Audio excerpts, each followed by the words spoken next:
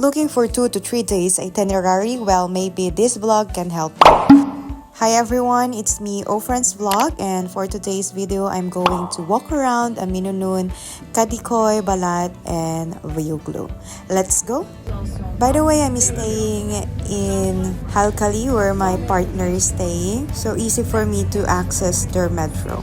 So from Halcali, I will ride their metro 40 minutes at bababa ako sa Uminunu, Sirkiji. Makikita nyo at follow the crowd kasi doon din sila pupunta. At wag niyong kakalimutan na itap yung card nyo, okay? By the way, very important to purchase their Istanbul card. You can get anywhere if you saw yellow machine or makikita nyo dito. Yan, yung mga yan. Mamili na lang kayo. And then pagkababa nyo sa Iminunu Sirkiji, turn right. Like 5 minutes walk, makikita nyo na yung view ng Galata and a beautiful view of Karakoy. Ferry boats. Kung gusto nyo mag-ferry boats, marami na dyan agad-agad. Huwag na kayong kumuha sa online. In this area, you can see the Sulaiman Mosque, one of the beautiful mosques that I've seen here in Turkey. Don't forget to bring your scarf kasi napaka-importante yan. Ngayon, nagbibenta na sila, before free lang yan. So, much better magdala na rin kayo. Okay? So, ayan lang. At you can visit also the Sultan Ahmed Mosque. It's free entrance. So, halos parehas lang sila ng design. Pero yung story behind that, magkaiba. So, isearch nyo na lang. Kasi, parang hindi ko na videohan yung loob ng Sultan Ahmed. Pero, Sulaiman Mosque and Sultan Ahmed Mosque, magkatabi lang yan at magkatapat. Free lang siya, okay? And then, ito yung labas niya. Pagkatapos niya, napakalapit din ng kanilang Spice Bazaar. Diyan, karamihan bumibili ng mga souvenirs at other spices sa bahay. Ito naman ang kanilang tinatawag na Grand Bazaar. 4,000 stores ang nasa loob niyan. So, mahaba-habang lakaran. At karamihan ng mga tourists, bumibili ng kanilang mga souvenirs dyan at wag magpapaskam, okay? At ayan, hanggang labas yung Grand Bazaar na yan.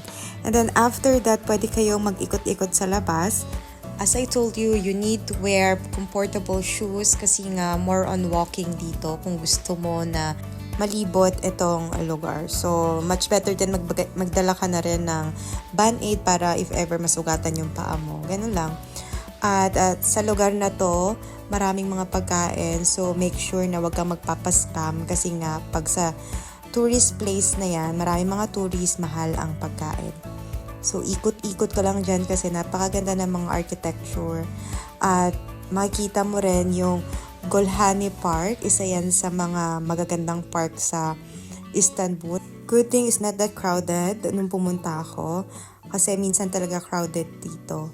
At maganda tong place. I recommend that. And this one, every time na pupunta ako sa Istanbul, hindi ko pa siya napapasok kasi nga napakadaming tao. So, wala akong masabi sa kanya. And then, as you can see, the beautiful Mosque of Hagia. Hindi na rin ako pumasok kasi ang haba ng pila. So, sa mga nagtatanong, 25 euro po kapag tourist ka. Pero kung residente ka sa Turkey, free lang po siya. Ipakita mo lang ang iyong resident permit. Okay, yung katapat niyan is yung Sultan Ahmed, free entrance din. Papakita ko rin yung loob ng kanilang tram or ang kanilang metro, napakaganda. Famous snit nila, yan yung kanilang tinapay, kung sa atin pandesal. And now, pupunta naman tayo sa Balat. Balat, yan yung balat, I don't know kung ano yung tamang pronunciation, pero isa na yan sa dinadayo dito ng mga tourists. Makikita nyo yung magagandang lugar or magagandang houses, colorful houses, at makikita nyo rin ang kanilang mga iba't ibang mga pagkain na sineserve doon. Ayan, makikita nyo gano'ng kadaming tao ang pumupunta doon. And now, mabilis ang transition. Napadpad na tayo or naglalakad na tayo papunta sa Taksim. Taksim is the most active in the city. Sobrang daming turista ang pumupunta dyan at pinaka-famous na tram nila yan.